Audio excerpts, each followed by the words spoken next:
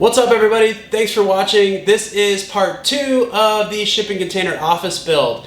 If you watched part 1, you will know we have a door, we have insulation, we have a floor, and we have painted the thing white. From here on out, it's all about the trim. We need to make this the finished office that I'm sitting in right now actually, that I can use every single day. It's time to get into the nitty-gritty details and everything that's going to be seen now. We kind of built the guts. Now it's time to put the finishing touches on. So I picked a few particular materials because I wanted this to be a really durable office space. I'm a metal worker, I'm hard on everything, so I knew there was going to be no crushed velvet in this entire build process. I picked mild steel wainscot with a Baltic birch, plywood everywhere. I've got 1/4 inch Baltic birch up here on the walls. I've got 3/4 Baltic birch on the seats, and then I've got solid butcher block countertops for the desk spaces. So basically I've got hardwood and hard steel with some paint and powder coat mixed in there. So this should be a really long-lasting configuration and build on this container. That's one of the coolest things about starting with a shipping container is it's a really robust platform. It's watertight, easily transportable. You can put this thing on a truck, a train, or a ship and get it shipped all the way around the world, as long as you maintain the lugs on the outside here where the ship crane can grab it and the trucks can grab it and slide it on the back of their deck. One of the coolest things about using a container for a construction project is there's no real site prep required. You drop this thing down, it's already this really strong, stiff chassis that has over 1 inch thick wood flooring and metal walls everywhere else. So all you have to do is put a couple of locks underneath the corners, get the thing level, turn the key, open the door, you're ready to go. If you want power, you can plug this thing into a generator or tie it into a building or an existing panel, and you're ready to go and actually have lights and charging and television and refrigerators and printers and all those kind of good things you get when you get electricity.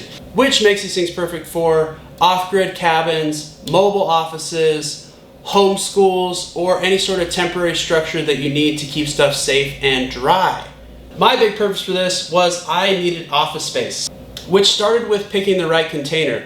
There are 3 main sizes of containers, 2 really common, 20 footers and 40 footers, and most of them only have 1 door. I spent a little more time looking, spent a little bit more time on transportation and finding the thing, but I got a 20-foot container that has doors at both ends. That way I can maintain a nice breeze through here through mostly the summer months.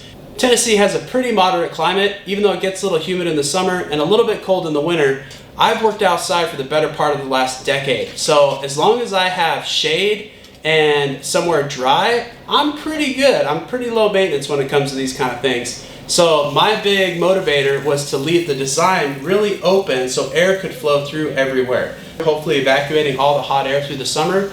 The bench seating has no legs underneath it, and I made sure that there was a path for air to travel throughout this entire container without getting too many obstructions. So during the summertime when I was working on this, as soon as I got the insulation in here, it was actually pretty nice because I was in the shade, the sun wasn't beating down on me, and it funneled a nice breeze through here all day long. So I also had to make a lot of decisions on what to weld in and what to screw or fasten in here with mechanical fasteners, because these containers last so long, I'm going to have this thing for probably 30 years. So it's not realistic to expect that this is going to be an office all the time for the rest of my life. I designed this so there's also some flexibility in the future.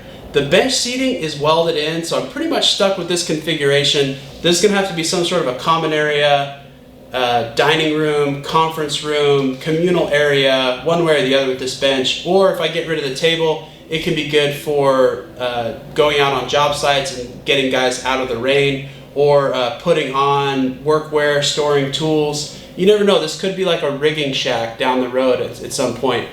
The other configuration I have in mind is this partition wall right here kind of breaks up the space and gives a little bit of privacy where I could tear the desks out and put in a couple of racks for sleeping, put a fridge in the other corner, and possibly make a little kitchenette back here. And all of a sudden this is an off-the-grid cabin. That's a little bit of wishful thinking. I don't know exactly what's in store for me, but I'm going to have this thing a long time. So I also put thought into how this furniture goes in and how it can be changed down the road, because that's definitely a consideration for these. I used to sit at home every day after work and draw up container designs because I thought they were super cool. One of the other big considerations was power. Do I go 220? Do I go 110? Do I make it tie into a building? Do I make it plug into a generator? How do I get power into this, and how do I get it delivered everywhere that it needs? So I decided on basically an RV style of electricity here that will plug into a 110 power supply using a little higher amperage cord than most plugs have. And that's actually enough to feed all the plugs, which mainly I'm charging laptops, cell phones, earbuds, cameras, basic stuff like that. Also can run this TV. And I went ahead and bought a 110 volt split air with a heat pump. So I have air conditioning and heating in here year round. The nicest thing about this is it's wired for 110, so I can run it off of a small generator. I don't need to actually load up my big 220 welder generator dedicated thing that could run your whole house. All I need is one of those little tiny pull start Jennies, plug the sucker in, and I've got lights. I could have a fridge in here. I've got computers, Wi-Fi. Basically everything that you have in your house, you can plug into the walls here. One place I didn't go was plumbing. I'm not putting a toilet in here. I am not putting a sink. I'm trying to keep it simple. Mainly, I need this thing really portable and really secure. And security is one of the other considerations. I thought about adding a lot more windows, but every window that I add into here is someone that can look in and see what I have going on, see what they want to steal later, and it's an easy access and egress point for people coming in and out of this. And I don't know if this container is always going to be sitting out in front of my building.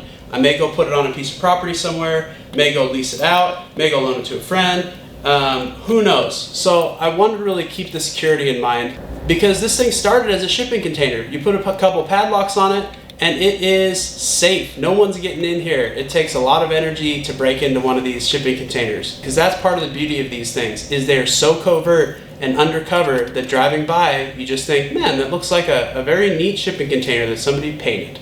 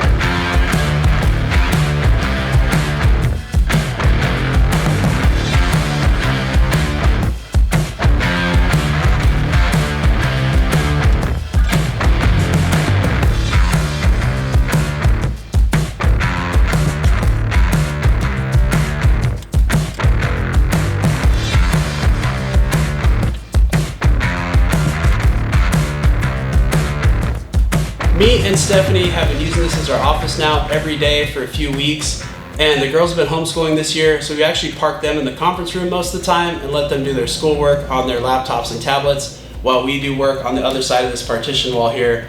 My goal when I started this business was to spend more time with my family, which is why I started it in my garage. I expected to stay there a lot longer than I did, but this move to a shop and having more help and more people has helped me get a little bit more free time with them. But beyond that, having this container space lets me spend even more time with them and invite them down to work. So whenever the oldest is done, she likes to go in and help wrap signs, and she's already learning to make a little bit of money and save it. She's not good at saving yet, but she's learning the value of a dollar and how to earn it. And that's stuff that I learned as a kid. So I'm excited to have this new space and use it. And so far, it's really been improving my life. So let me know if you'd like us to build you a custom shipping container.